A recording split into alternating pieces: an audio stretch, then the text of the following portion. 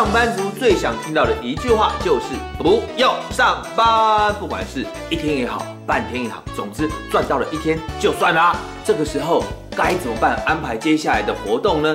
你一定想约人家一起出去逛街、看电影、shopping 等等等等等等等等。但是首先你必须确定对方有没有什么事情啊，不然你怎么约他出去呢？这时候你要学会这句话，盘后溜。你下晝愛做乜嘅？你下晝愛做乜嘅？你下晝愛做乜嘅？学会了这句话，你就可以顺利的约人去喽 ，Go！ 你下晝愛做乜嘅？喂，尚伟，你在哪里啊？你今天要工作吗？鱼儿哦，我在家啊，我今天不用工作，我现在啊很悠闲的躺在沙发上。躺饮哦，听音乐啊！啊，太好了！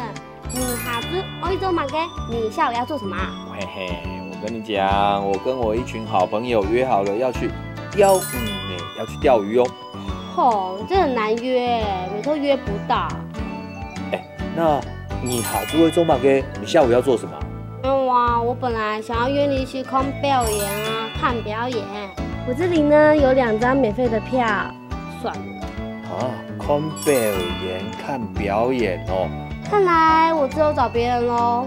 那下次啊，有這種好康的，不要忘記我呢。好啦，拜拜。哦，拜拜。複習時間，工作，